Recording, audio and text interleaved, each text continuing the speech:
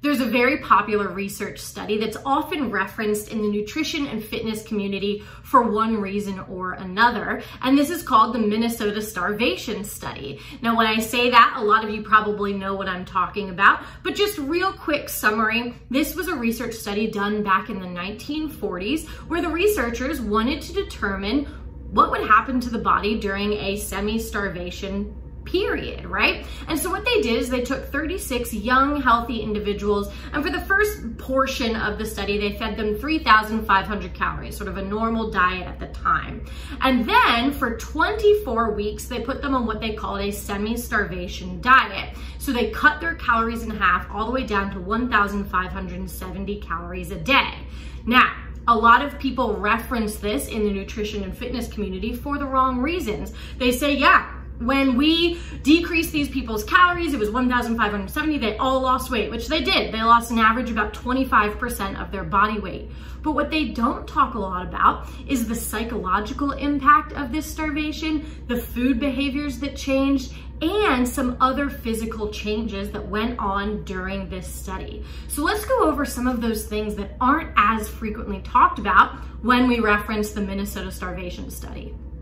So first, psychologically, there was actually a pretty negative fallout for these individuals during the semi-starvation period. Compared to the start of the study, most of the participants became very preoccupied with food. They became obsessed with talking about food, about reading about food. They would even read cookbooks and write down recipes. And most of their free time was focused on food-related things. Whereas prior to coming into the study, this was not something that was a part of their day-to-day conversation.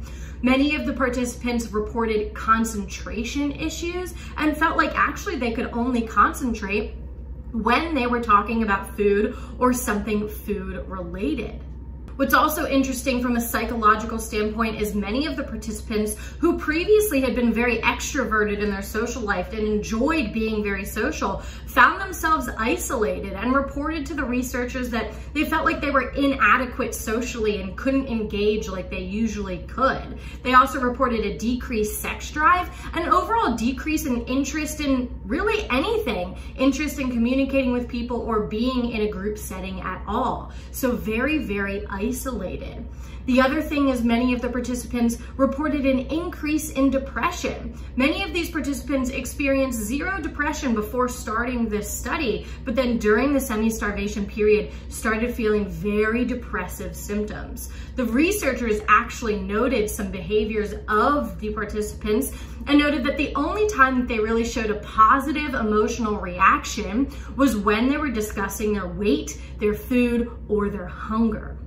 Now, this is really interesting, right? Because again, a lot of people don't talk about this when they talk about the Minnesota Starvation Study, but this compares very similarly to what we see in individuals with eating disorders. There's actually been some research studies comparing these behaviors, and these things match up very closely. Now, what we also saw amongst the participants, especially during the semi-starvation portion of this, that 24-week time period, is a change in their food behaviors. Not only were they scraping every crumb off of the plate and licking the plate, but what they also started to do is chew gum in excess. Now, that's a very common eating disorder behavior, chewing gum to help quell that hunger, right? But they were doing that so excessively that it actually became a concern for the researchers. People were chewing so much gum to the point where their jaws were getting sore that the researchers had to limit the amount of gum that was available to the participants. They also started smoking tobacco, especially in individuals who hadn't smoked before, started smoking, similar to the gum, so that they could sort of try to ignore those hunger cues.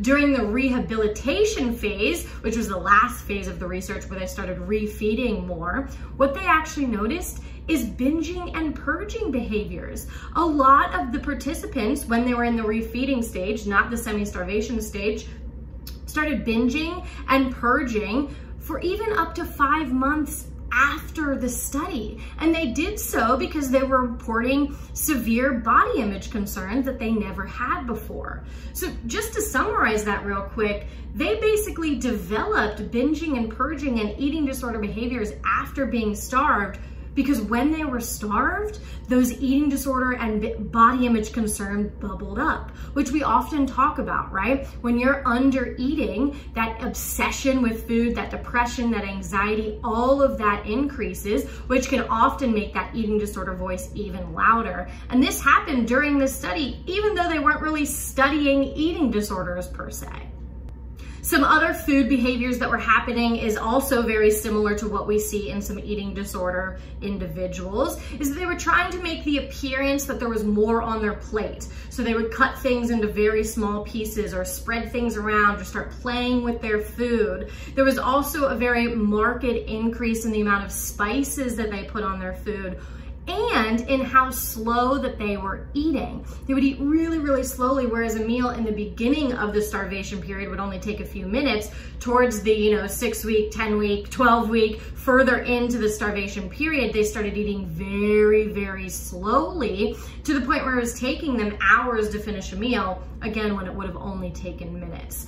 So you see here, all of these food behaviors are things that we commonly see in eating disorders that was happening to these individuals who are being semi-starved, even without formally having an eating disorder or really realizing that that was something that was coming up. Now, lastly, I want to touch on the physical aspect. So as I already mentioned, yes, these individuals lost about 25% of their body weight, but what they don't talk about is that muscle mass actually decreased by 40%. Now, that's something that I talk about often, is when you're starving yourself, yeah, sure, you're going to see scale weight changes, but you're also going to be losing a lot of lean mass and muscle, and this study confirms that. Many of the individuals started to experience gastrointestinal discomfort. How often do we talk about that? Dizziness, headaches, decreased need for sleep. They were feeling cold. They were losing their hair. They were getting refeeding edema, which is this fluid buildup in their extremities. And then also researchers noted that their resting metabolic rate decreased. It decreased by about 40% from their baselines from that low calorie intake. So yes, a lot of people reference the Minnesota Starvation Study as a way to prove, essentially, that if you decrease your calories, you might lose weight. But what they don't talk about is all of this other fallout, the psychological changes, the food behavior changes, even developing into binging and purging, and the fact that even though they lost weight, they saw a decrease in their resting metabolic rate, they saw a decrease in muscle, and what they saw is all of these other physical complications like the GI distress, the not sleeping well, etc. So I want to remind you that you don't want to starve yourself. It's best to fuel your body to make sure that you're giving it everything it needs for a day. And if your goal is weight loss, remember, we want that to be a small calorie deficit. You don't want to starve yourself to get there. Guys, thanks so much for being here. Please leave any questions you might have in the comments. Don't forget to like and subscribe.